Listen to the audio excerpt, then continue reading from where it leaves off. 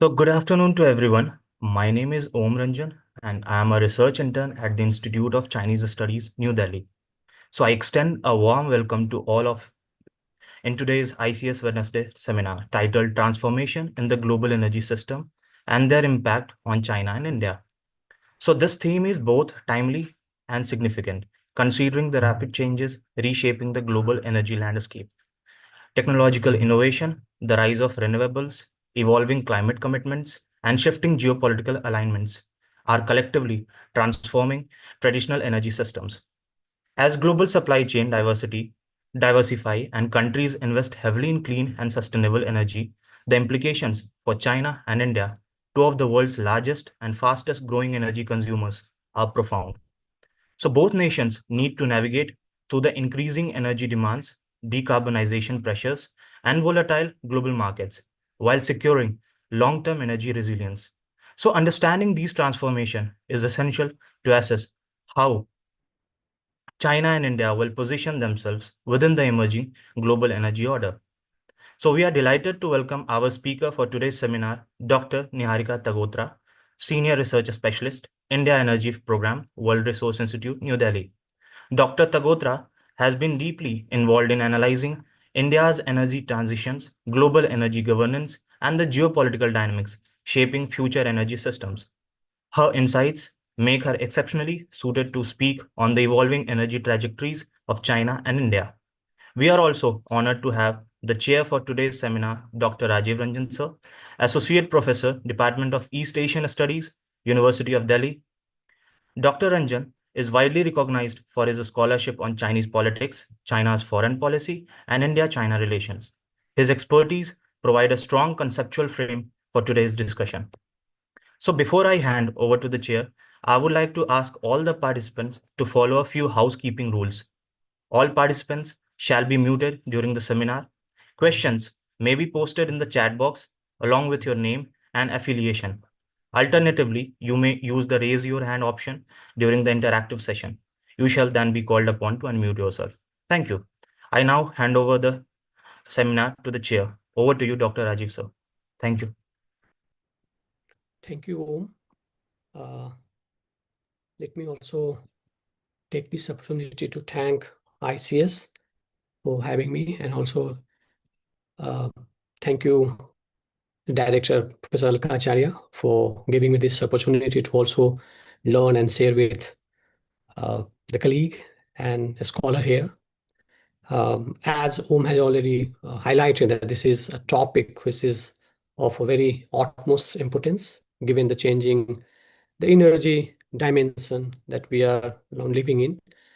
As we know, also let me go through a kind of like a Chinese, what are the Chinese are doing on this energy front, and then I will try to understand for 5 to 6 minutes, and then I will invite Niharika to share her perspective on this changing dimension of energy, global energy system.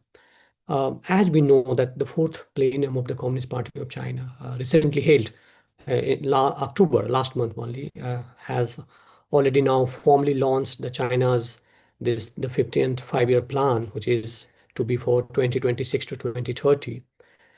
This plan, the 15th plan underlines the energy policy as the primary instrument to simultaneously achieve what China has already pleased at the United Nations General Assembly about this achieving the sustainable development goal and picking carbon picking by 2030 and also the carbon neutrality by 2060. So the policy is designed to enhance the national security through increased energy self-reliance and also kind of like the Chinese system resilience.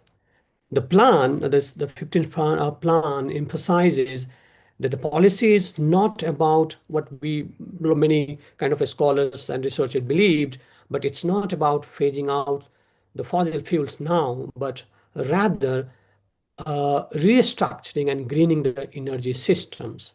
Thereby, it still allowed some near-term coal and oil use to underwrite this growth and security.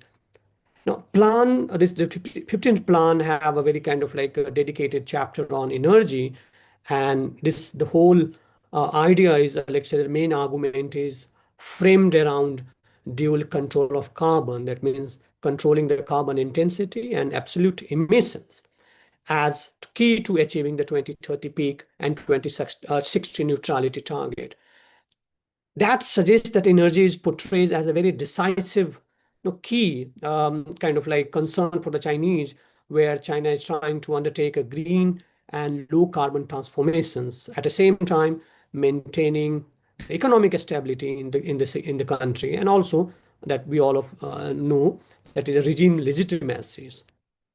And, and thereby, the 5-year plan reaffirms a large scale shift towards renewable, and thereby sets a headlines goal of around 3.6 this of combined 3.6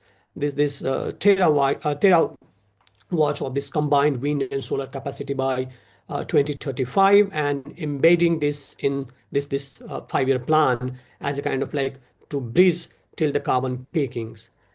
And then comes this National Energy Administrations, and this has emphasized that building a clean, low carbon, safe, and efficient this clean energy is a system thereby to accelerate the grid upgrade, the storage, and electrification of industry. Now, what we see is, if we have to, like, let's say that integrate and try to understand how China is trying to link and consolidate its internal, that is domestic, and external, it is a global and geoeconomic dimension of its energy strategy.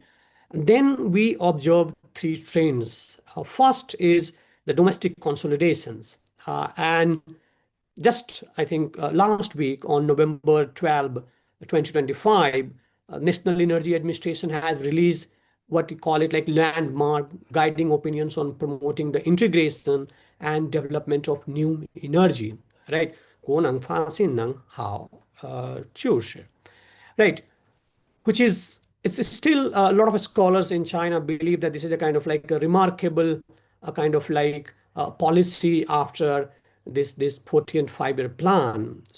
And this plan talks about the they now, that means integrating the all key areas of this new renewable energy, whereby they no longer treat wind, solar as isolated additions, but they are thereby pushing large scale development together with high level consumptions. They also talks about that the multi-energy complementarity, whereby the wind, solar, um, hydro, and storage and hydrogen, they all try to improve the grid stability and supply reliability. We also say that the Chinese, by this National Energy Administration document, they are also trying to promote these technological innovations and thereby trying to link with the industry, whereby they focus on industrial energy, and and thereby what we see is the deep source grid load storage industry, kind of like trying to promote or create a new growth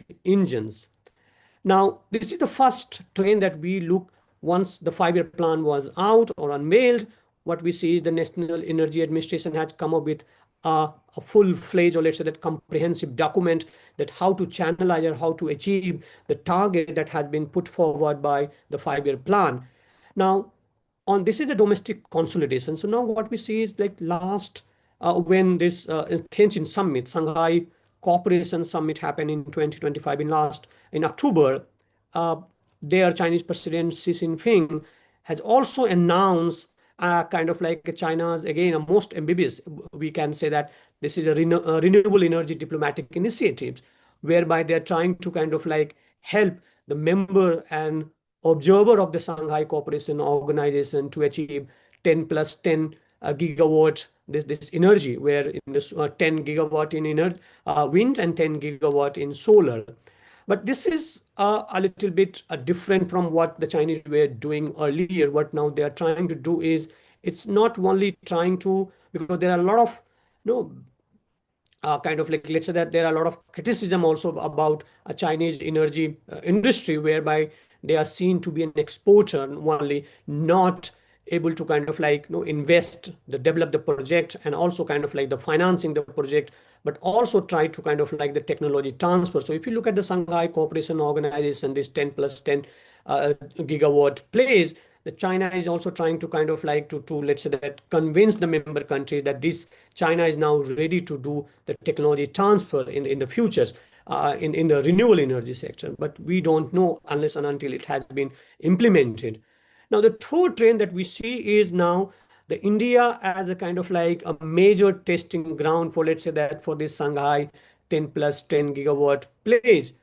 But then the questions arise that why India has become so important for Chinese industry, energy industry. And we all know that we have already target for like 500 gigawatt non-fossil by 2030, for 50% renewable electricity by 2030, and then our own carbon neutrality plays by 2070. So these all this plays a kind of like objectives by the Chinese Indian government puts us in a kind of like a situation where the Chinas see this as a kind of like a lucrative market for their own industry, and thereby the Chinese industry are coming in a big way in Indian market.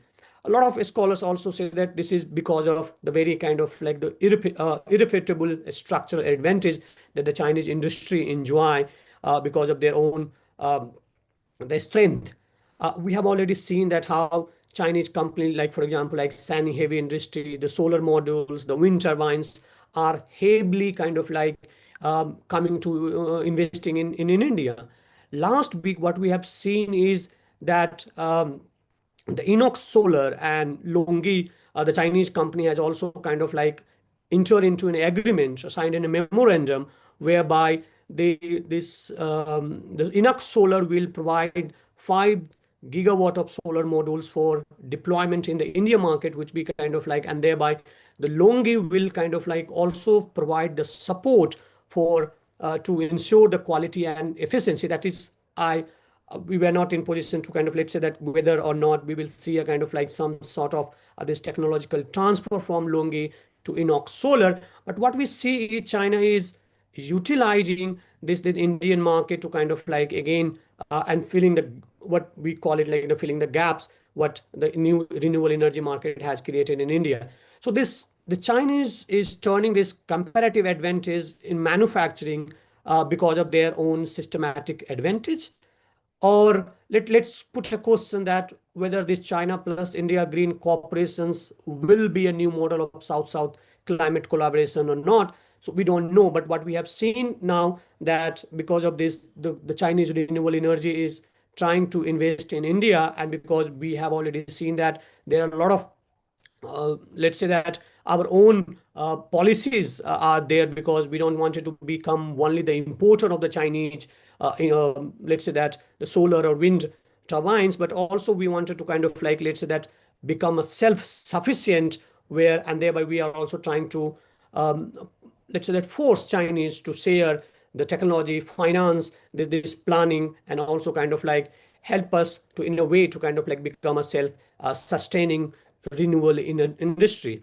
Now, having said that, I think I have just floated this idea. So where maybe Niharika can pick up some of them, those points, and if she wants to kind of like, let's say that respond to those or not, that's her own, because she has on a very different topic that she is going to talk on. But I thought let's give some of the Chinese internal dimension, how China is trying to play out.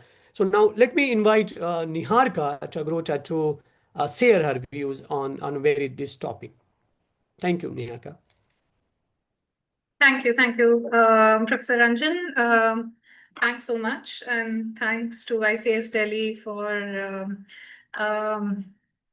this opportunity. I think very important views and insights shared by Professor Ranjan on the topic. I do agree that there is a lot of scope for cooperation between India and China, considering that we are facing a changing climate and the advent of new technologies. And I think this is what my research basically focuses on. Good afternoon to everyone who has joined this webinar, and I'll just probably lay out the groundwork here. I will be sharing my presentation. So just for context, this is the work that I pursued as a part of my PhD. While I was writing my PhD, I was also working with the Ministry of External Affairs as a policy consultant in the Economic Diplomacy Division. And a lot of insights that I have included in my work actually do come from, working with the stakeholders and, working on some of these topics as the primary point. So a lot of these insights were actually based out of my own experience of working with the domain, because within the Economic Diplomacy Division, it was energy security, which was a topic that I was looking at. Okay, so I will pause my video and share my presentation. Can anyone please let me know once you're able to view the PPT? Yeah. Is it visible? Yeah. Yeah, ma'am. Perfectly visible. All right, great. But you can do the full screen. Yeah, good. Yeah. So this is the topic today, and I'll be talking about transformations in the global energy system and their impact on China and India. Right now, I'll probably just start with giving an introduction to what the current landscape of the global energy ecosystem looks like. Very recently, I think about a week or 2 weeks ago, the International Energy Agency released the World Energy Outlook 2025, which highlighted some of the key characteristics of the energy ecosystem. Energy security was highlighted as a significant issue. It has moved front and center. Traditional supply risks like oil and gas are now joined by vulnerabilities in critical mineral supply chains, grid infrastructure, cyber threats, and weather-related disruptions. The demand for electricity is rising much faster than overall energy use. And there is strong growth in this sector, which is driven by cooling heating requirements, electric vehicles, data centers, artificial intelligence, and manufacturing. Interestingly, the IEA report says that the center of gravity for the global energy ecosystem has shifted or is shifting.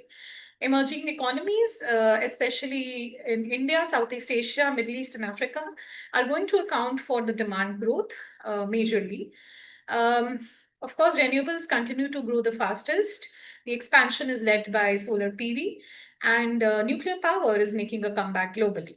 This is a happy news for nuclear physicists all around the world. Now, looking at the transformations in the global energy system, my research actually focuses not just on a few years down the line, but over the last 2 decades is the study. This is the timeline of the study that I've conducted. And the significant transformations that this research talks about are 3. There is the rise of China and India as the largest energy demand centers globally. There is the rise of the US as a significant oil producer and exporter. And of course, there is the rise of renewables. All these 3 transformations have impacted the energy demand supply balance. They've impacted the fuel prices, and they've brought about changes in fuel trade routes. Let's talk about the first transformation, which is the rise of energy demand hotspots in Asia, more specifically China and India. As on date, the 2 countries account for more than 1/3 of the global energy demand growth. For India, the primary energy consumption has grown by 6.5% every year since 2020. Its electricity consumption in 2024-25 is estimated to be about 1694 billion units, which is about 33% higher than 2020-2021. It represents about 7.4% 5-year CAGR. For China, the primary energy consumption has grown by about 4.7% per year since 2020, while its electricity consumption has increased by about 3.8% between 21 and 22. We don't have data beyond 22 available as on date for China. Import-wise, China imported about 74% of its total oil consumption, while for India, the import dependency has risen to about 89% in 2025 alone from 87% in 2024. The second transformation we're looking at is US, which is now an oil producer and exporter, all thanks to the Drill Baby Drill campaign that was launched by the Republicans in 2008. In 2023, about 101.8 million barrels per day of petroleum was produced globally. Of this, nearly 21.5% were produced by the United States alone. In 2023 alone, the US exported about 10.15 million barrels per day of petroleum to about 173 countries and territories. China and India are eighth and sixth largest importers of US oil, respectively. In 2024, US's crude exports to India increased by 32%.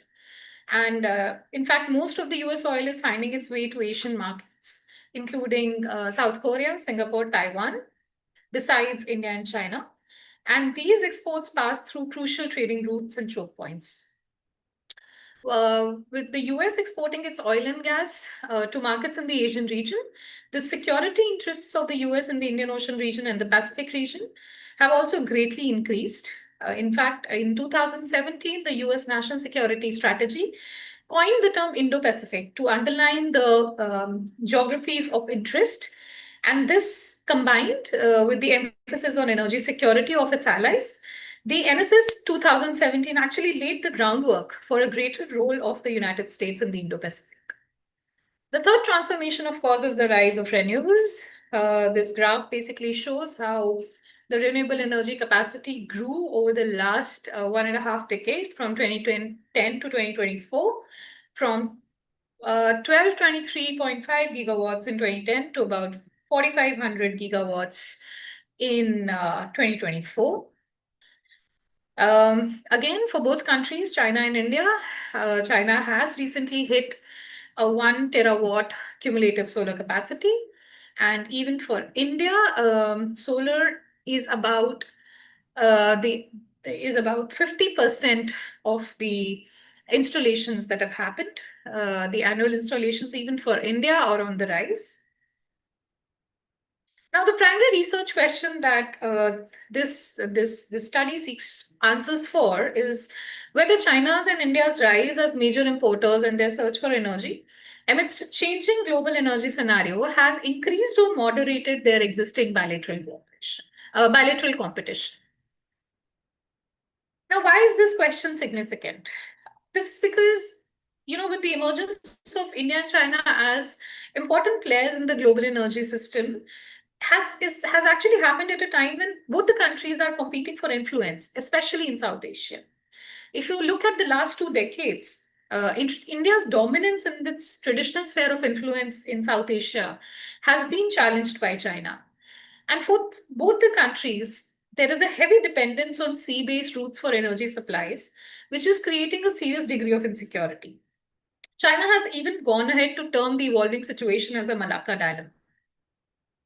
Now, what are the 2 hypotheses that this study is premised on? The first is that the fundamental changes which are observed in the global energy system over the last 2 decades have in fact increased the existing rivalries between the 2 countries. And the second is that despite their apparent common interests, both the countries have not been able to collaborate in the energy sector. Both countries are looking at energy as a security imperative, leading to suspicion and uncertainty about each other. Now, we'll have a look at energy in China's foreign policy. This study, when I was doing the research, it was revealed to me that China actually pursued energy security as an important end objective of its foreign policy. So basically, a lot of its foreign policies or a lot of its foreign policy initiatives were targeted towards achieving energy security as an end goal. It was aimed at amassing energy resources and securing the supply routes for its energy imports. To pursue this end objective, the Chinese built critical infrastructure along the key sea lanes of communication in the form of a string of pearls.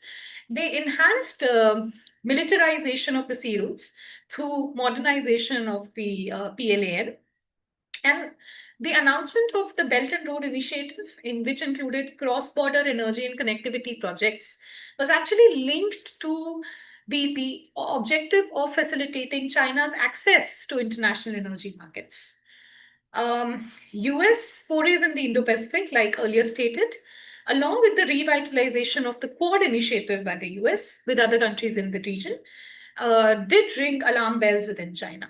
Now, how is the US foray in the Indo-Pacific important? It is because all of these objectives that the Chinese were pursuing over the last 2 decades were being pursued, keeping the US as an important aggressor in mind. So within the Chinese policy circles, there is a huge threat perception with respect to the US, and it's because of this that a lot of Chinese initiatives were kept keeping the United States in mind.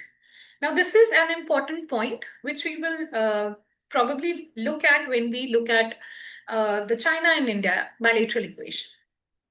Now, in the renewable energy domain, China controls about 60 to 90% of global processing and refining capacity for most of the critical minerals which are required for clean energy technologies. These include lithium, cobalt, rare earths, graphite, and nickel.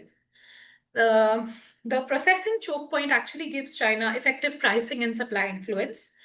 These minerals are viewed within China as national security assets, and China's hold gives it geopolitical and economic leverage.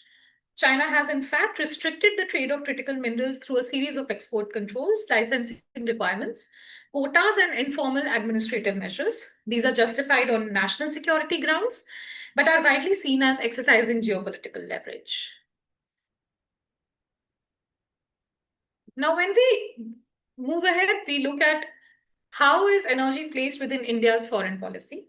Now, contrary to China, which uses its foreign policy initiatives to achieve its energy security, energy appears to be a subset within India's broader foreign policy. And in most instances, it has been used as the means to pursue the end goal of strengthening its ties with other countries in the region.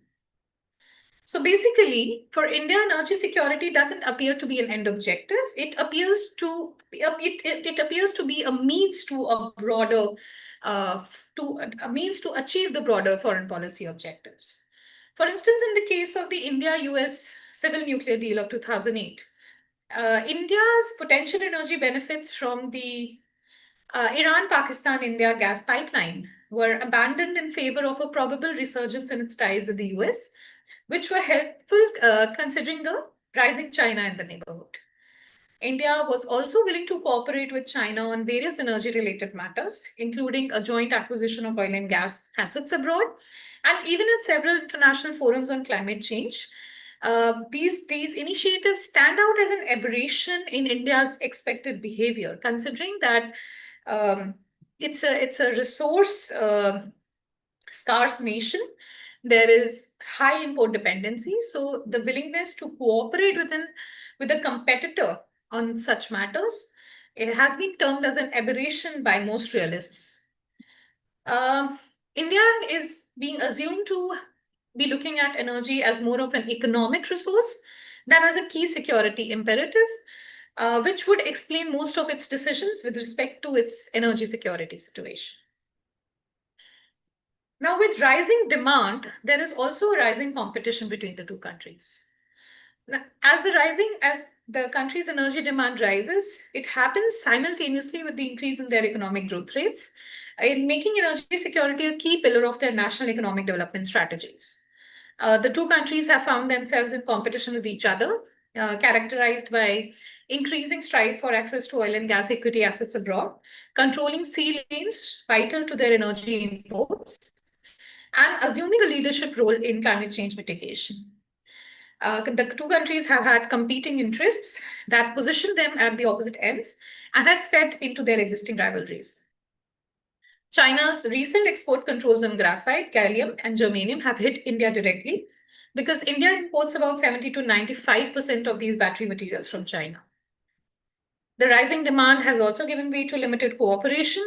The energy ties have exhibited a limited element of cooperation, but this cooperation has mostly been initiated and sustained by the Chinese interests. The cooperation extended by China during the climate change negotiations in 2008 happened because the Chinese were eager to form a coalition of developing countries to resist the Western countries. There has been no institutionalization of India-China cooperation in the energy sector.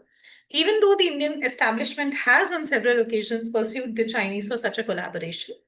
China continues to remain reluctant to join the India-led multilateral initiative on solar energy, which is also known as the International Solar Alliance. Now, what has been the impact of this on India-China ties? I think while most of the Chinese strategies target the threat it faced from the US, almost all of its India strategies target the threat of a rising China in its neighborhood. So this has created a cyclical sort of a situation whereby the Chinese policies are creating insecurity within India, which attempts to balance it by allying with the US and in turn creates greater insecurity for China. A lack of trust between the two countries and the existence of an information gap has fed into the cycle of uncertainty and suspicion about each other's motives. Now, finally, what is the future looking like? Well, energy security is going to be an issue for India as the country embarks on an economic strategy to achieve USD $5 trillion economy. Access to affordable and clean energy is imperative for the country's success.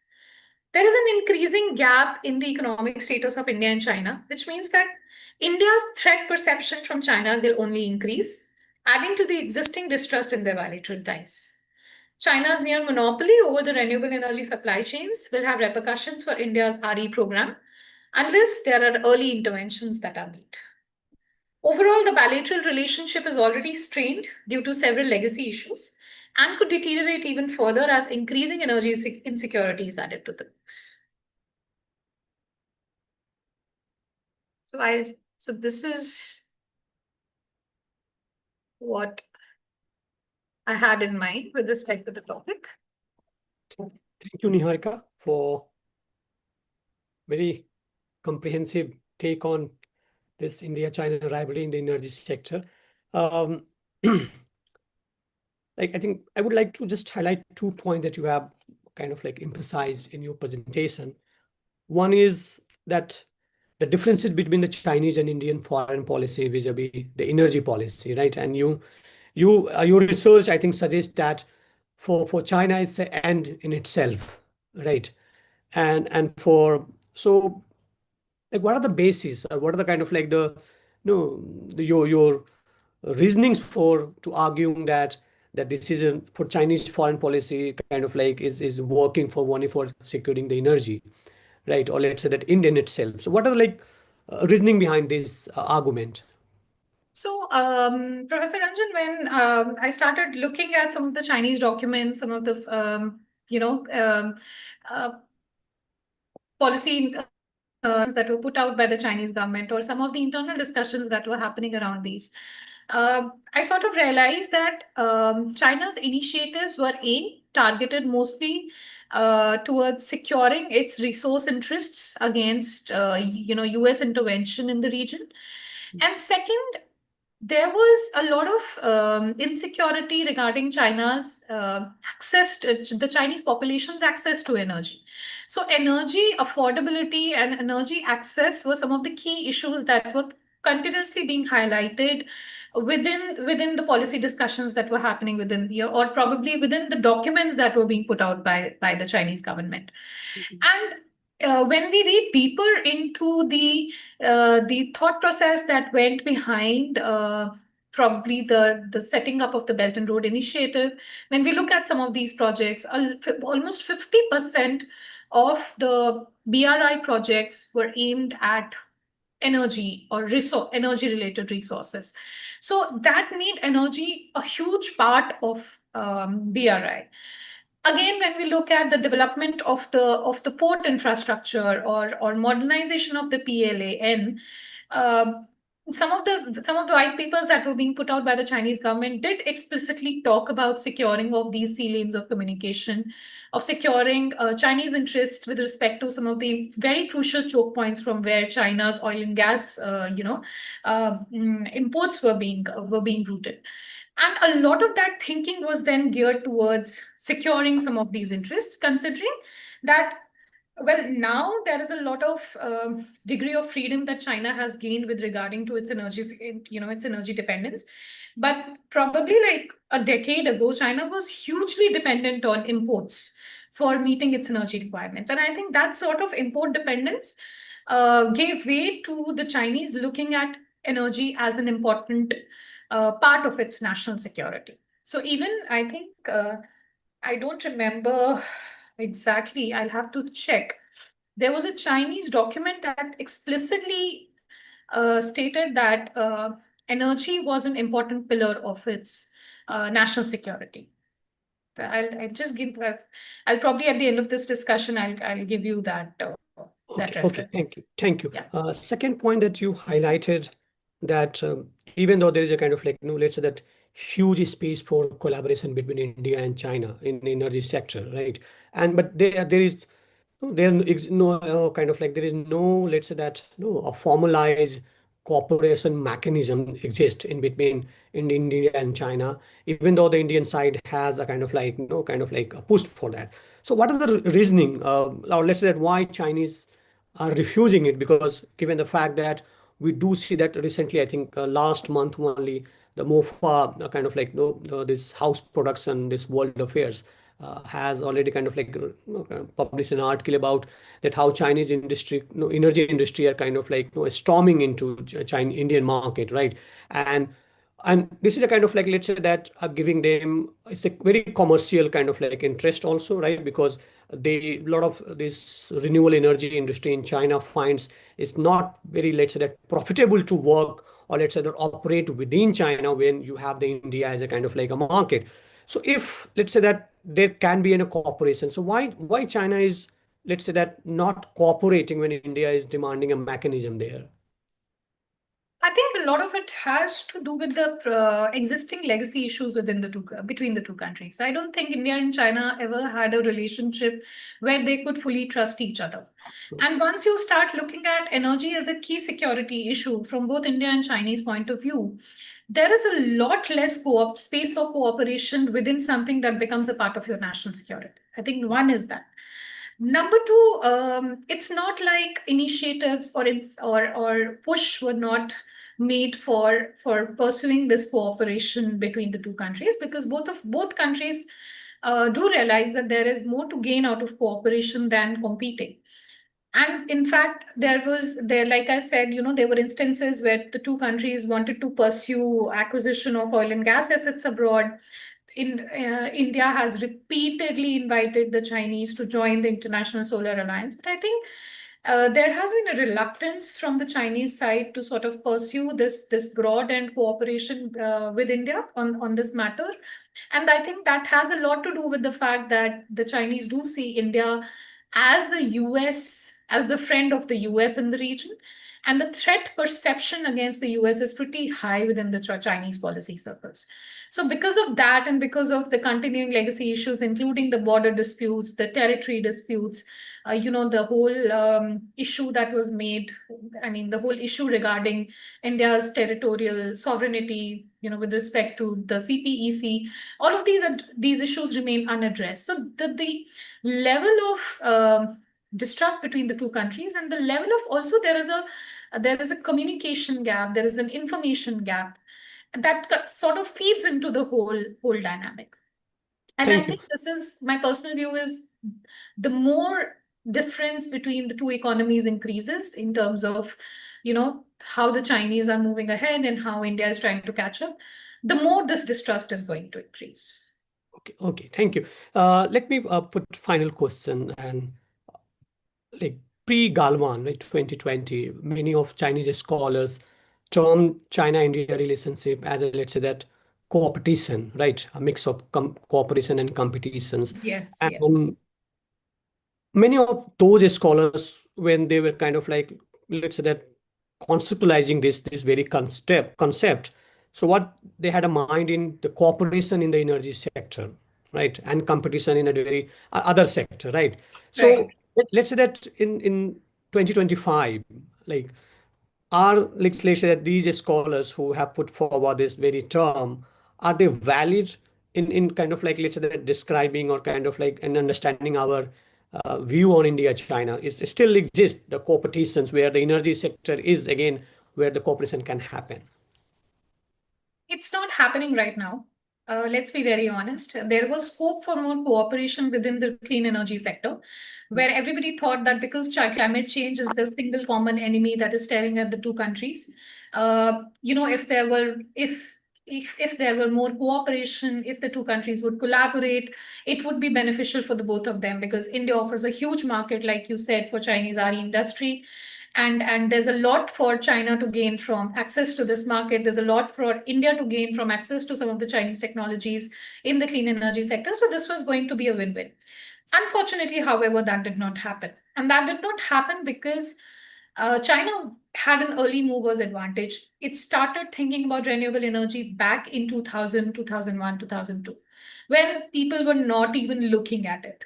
So its RE industry basically kicked off in 2003. And by the time the whole world started looking at renewable energy, China had already monopolized a lot of the value chains or supply chains for some of the critical minerals, including the rare earth elements. You cannot access lithium in today's world without encountering a Chinese firm in any of the region that is producing it. So that is the kind of monopoly that China has over lithium. And I think that is where your scope of cooperation really goes out of the window, because once they have the monopoly over these minerals, they do realize that with the world fast moving towards clean energy technologies, the Chinese are going to really have a very strong geopolitical and economic leverage. And once you have that leverage, this becomes a part of your geopolitical power, that you sort of that's sort of the weapon in the armory that you use against your competitor, that is the US. And in that whole process, even India gets mired, or it gets involved. Okay, thank you. So like you were suggesting that this asymmetry in kind of like that has emerged in India-China relationship, in also in the energy sector, renewable energy sectors, whereby now China is not looking at any sort of cooperation but dependence, right, on China. Right? And thereby we don't see any kind of like cooperation coming in. That was a kind of like hallmark of pre-Galvan, this China-India energy cooperation, right? Okay, so now what we do is we open the floor for Q&A. So if anyone to ask question, they can put in the chat box or raise a hand. Okay. I think there is a questions. No. Okay, there are questions in chat box. Okay. Niharika, can you see the in chat box, or should I? Yes, I'm just reading. Yeah. Okay. So, Om, I think Om is here. So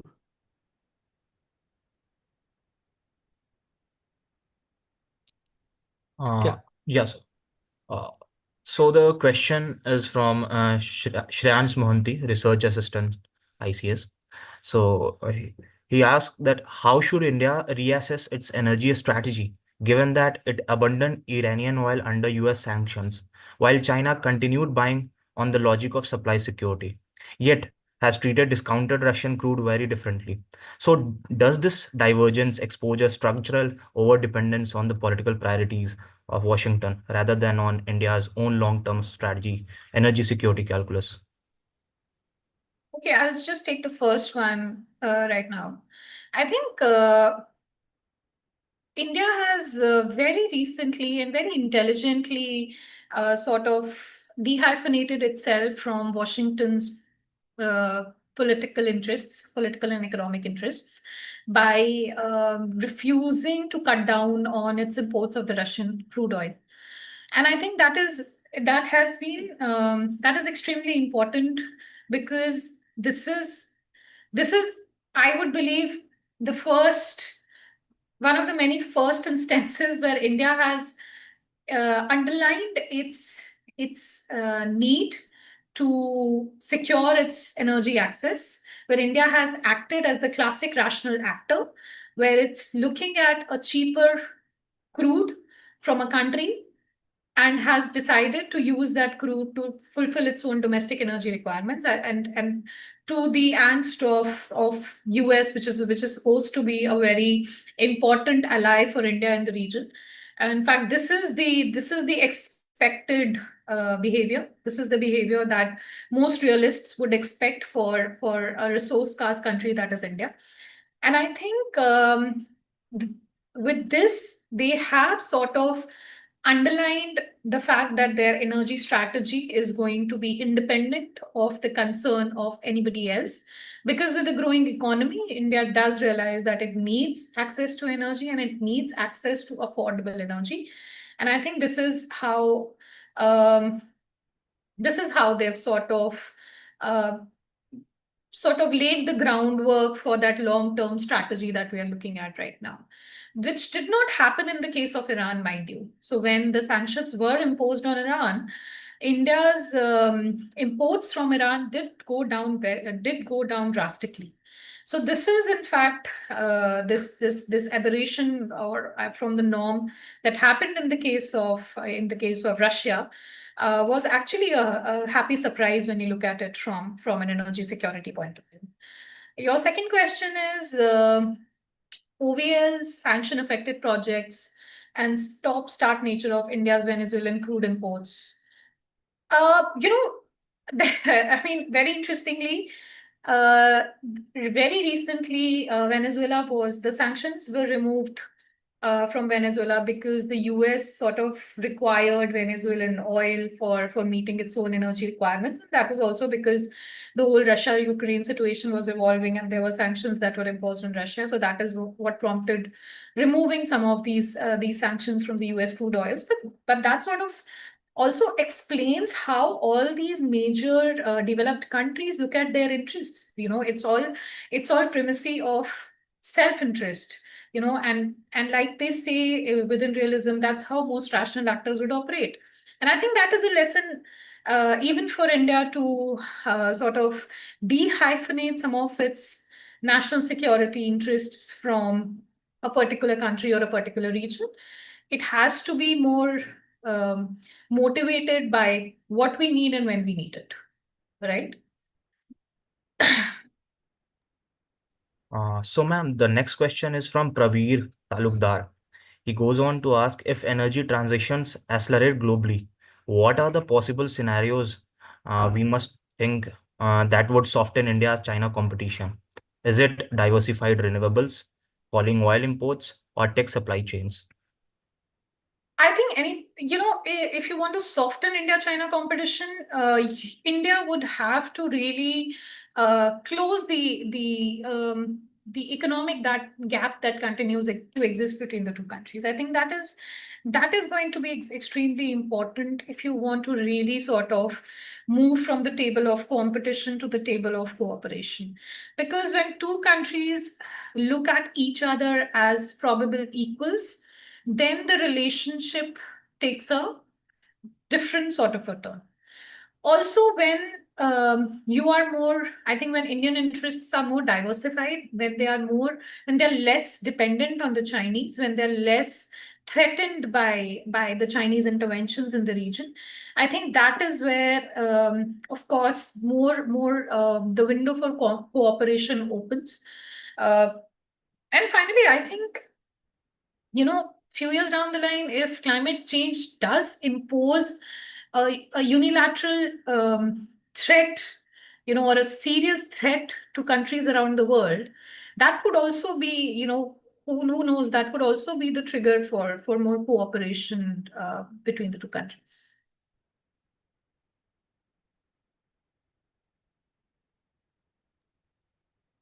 Uh, I request Dr. Rajiv sir to proceed. Okay, since I think we don't have any question now. So Niharika, do you like to have a concluding remarks, or let's? I'll probably just reflect on the current dynamics, given that the presentation I made was mostly on the last 2 years, on the last 2 decades. But I think a lot has changed since the time this work was completed, and that has changed because India's ties with the US have changed dramatically. There is a softening of ties between India and China. I think Professor Alka Acharya has Yeah. her hand raised. Yes, ma'am. Yes, ma'am. No, you could finish. I didn't want to interrupt you. I unfortunately missed a part of the presentation, so I thought it's not right form to ask. But I was just getting a bit interested in the discussion that came about, and particularly the last point that you mentioned, that in the larger scheme of things, unless India catches up with China, the possibilities of cooperation are limited. I mean, did I get you right? That Yes, yes, ma'am. have to.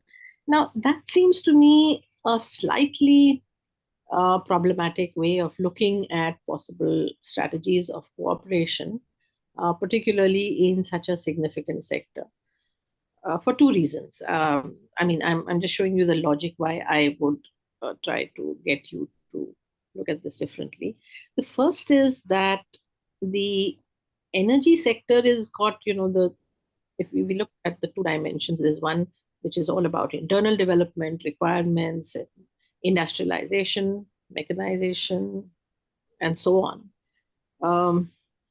There is a different trajectory that happens because, as you said, you look at your interest, you need the oil, you need the other hydrocarbons, you go after them, and if some powers get a bit miffed about it, so be it, but you see how to deal with that. And that's as far as your domestic requirements are concerned. But at the broader international level, what we have are very different dynamics playing out. And that's where, issues of North, South, developed, underdeveloped, the more powerful cartels, the more countries which have, groupings which can therefore leverage and mobilize more. Now, in that such kind of level, we've seen that India and China have consistently come together to make common case for transforming the rules, as it were, or the entire international regime around energy and so on. So there we have seen India and China actually arguing on the same side of the table, not on the opposing sides, and arguing for or taking common positions. Now, I would therefore say that if this logic of having convergences at a broader macro level become the basis for exploring further cooperation, that would actually make ample sense. And it would make ample sense from the point you are saying, that you look after your interest, you see what works best for you, and then you go after it aggressively. At this point, does it to build the bridges and move towards greater cooperation with China and see what are the possibilities here? China did this at a similar stage of development. Of course, it went all out to make itself much more self-sufficient, and from a situation where it was a net importer, they have actually made different kinds of plans and followed different strategies to ensure that energy security was something that they were comfortably situated with. So therefore, I'm just arguing that if we look at the prism of cooperation only in terms of near equals, then we're actually restricting the scope for cooperation. So that's both my observation as well as a point of view which I would like you to consider. And you don't have to necessarily respond, but I just thought I'd put that on the table. Thank you. Thank you, ma'am. No, absolutely, I agree with you. In fact, this is something that I also sort of underlined in my presentation, that there was an element of cooperation between India and China in the realm of energy. But that happened at the insistence of China, and that happened when China thought it was appropriate or it was useful for them. For instance, in 2008, during the climate change negotiations, India and China did hold up a common front against the Western countries. But there has been that cooperation has been very limited in scope, and not much interest has been shown by China to further this cooperation or to institutionalize this cooperation within India. And I would give you two reasons for that. One is that when these initiatives towards cooperation around certain sectors of what we call as non-traditional security concerns were being undertaken, that was the time when the Chinese were looking at themselves as leaders of the developing world, as a voice of the developing world. So there was this common bonhomie between India and China as a part of the global south or the developing countries. But over the last few years, China has moved from the table of the developing countries to the table of the developed countries. The Chinese now don't see themselves as developing countries. They tell the world and they tell themselves that they are a part of the G2, which is US and China, right? And that is how they look at themselves. They look at themselves as the developed world. They look at themselves as a part of the developed world. So the whole dynamic towards certain issue areas has shifted. The perspective towards certain issue areas has shifted. While they were looking at climate change a few years ago as a part of the developing world, now they're looking at climate change as a part of the developed world. So their concerns and the way they approach these issues have actually changed, which is again problematic from an Indian point of view. And I think that again restricts the kind of cooperation that we are looking at. Second, like I said, if there were a major window of cooperation to open up, that would open up if there were an exogenous factor or an exogenous situation which is a potential common threat to two countries, and it could push them to cooperate. So climate change is one such exogenous factor that could potentially create scenarios requiring serious cooperation between the two countries. But unless this situation presents an existential threat to both China and India, cooperation in this realm could also be marred by, I would say, national interests taking precedence over collective interests. So that's Thank that. you, Niharika. But again, I think what you are trying to make a point here, China do kind of like, let's say, that identify sometimes, like there's a kind of like the debate within China about identifying a part of like the G2 or developed country, but right? But at the same time, we do see a kind of like a very different attitude when China has kind of like trying to also take a leadership of the global south. Right. And this energy cooperation and climate change do provide that platform for China. So if you are seeing that the China is kind of, let's say, that no deviating from this the global leadership and trying to kind of like be part of the developed world, what will be the kind of like the ground for China to, let's say, that to convince the global south country that they are in their own league and they can protect the interest, legitimate interest of the global south. So that's a debate. I think it's continuing. So there is no kind of like clear cut departure that now China has in a kind of like into a developed club, right? So that's, I think it will continue for some time. But now, having said that, let me conclude, since there is no question now, let me conclude by saying that what we have seen in 2025, this Shanghai Cooperation Organization, China 1010 pledge, right? What we are trying to see here is China is also trying to, let's say, that what you also kind of mentioned in passing, for example, like creating a, let's say, a parallel but non-Western energy and financial architectures by blending their own massive renewable energy ambitions, and thereby they are offering for this 10+10 for this SCO members, Central Asia, Pakistan, and even, for example, like to India also. So what the China is trying to do is like it's re-engineering the global renewable energy systems, both domestically and also through the deep integrations internationally, also trying to kind of like emerge as a, let's say, that a global leader in a renewable energy, right? So that will, I think, create, if China is going to be a global leader in this renewable energy, I think that would again create a very different energy structure, right? Whereby India has to kind of like, as you have mentioned, that it has to compete to, let's say, that protect and right to and maximize their interest vis-a-vis energy that you were trying to argue here. So now what we are trying to understand is, will China become a kind of, let's say, that indispensable kind of like the system integrator in this global energy transition? That is the question that I think we should now keep in our mind, and let's for future deliberations under the ICS umbrella, that we can also move whether China has emerged as a kind of a global leader in the energy system. So that let me thank Niharika, ICS, for organizing this very timely and interesting conversation on this energy transition and India-China rivalry. So thank you, Niharika, again, ICS. Om, over to you. Thank you, Rajiv and Niharika. Thank you, ma'am. Thank you, Chair. I seek your permission to formally bring an end to today's session. Yes, please.